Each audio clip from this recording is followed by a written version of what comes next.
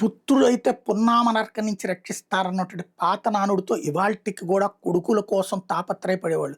ఇప్పుడు చూస్తుంటే ఆ కొడుకుల ఆస్తుల కోసం తల్లులు చంపుతున్నోళ్ళు ఉన్నారు, తండ్రులు చంపుతున్నోళ్ళు ఉన్నారు, దే దారుణాలు చేస్తున్నటువంటి వాళ్ళు ఉన్నారు. తల్లిదండ్రులు పట్టించుకోకుండా భార్య మాట విని తల్లిదండ్రులు తన్ని తరిమేసినోళ్ళు ఉన్నారు. లేకపోతే తల్లిదండ్రులు తీసుకెళ్ళి వృద్ధాశ్రమాల్లో పడేసినోళ్ళు ఉన్నారు. అయినా కూడా పుత్రుడి కోసం తాపత్రయం మాత్రం పోవట్లేదు. తాజాగా 2 సంఘటనలు సంచలనం సృష్టించినాయి అనమాట. ఒక ఇష్యూ ఏంటంటే హర్యానాలోని జింద్ జిల్లా ఉచినా కలాన్లో సురేంద్ర, రీతు అనే ఇద్దరికి 9 మంది కూతుళ్ళు ఉన్నారు. ఆదివారం సాయంత్రం 10వ ప్రసవంలో కుమారుడు పుట్టాడు. దీంతో పెద్ద సంబరాలు చేసుకుంటున్నారు అనమాట. ఓవరాల్గా 12 మంది సోదరీమణులకు తమ్ముడు పుట్టాడంటూ ఆ ఉమ్మడి కుటుంబం మొత్తం సంబరాలు మునిగిపోయి వెళ్తుంది. సురేంద్ర రీతులు పెళ్ళి 24 ఏళ్ళు. 24 ఏళ్ళ నుంచి 12 మంది ఆడపిల్లల్ని కానీ అందులో 3 చనిపోయారు, 9 మంది బతుకున్నారు.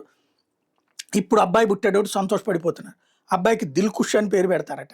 ఏపోతే అదే రాష్ట్రంలో ఇంకొక ఇదేంటంటే ఫతేహాబాద్ జిల్లా బొనాలో సంజయ్ సునీత అనే దంపతులు, మొన్ననే నేను చెప్పా 10 మంది కూతుళ్ళు ఉన్న తర్వాత మొన్న మొదటి వారంలో కొడుకు పుడితే రోజు కూలీగా పనిచేస్తున్న ఇతనికి చివరికి ఆ కూతుళ్ళ పేర్లు కూడా గుర్తులేదు మీడియా అడిగితే. ఆ రోజు నేను ఆ వీడియో కూడా ప్రొజెక్ట్ చేశాను.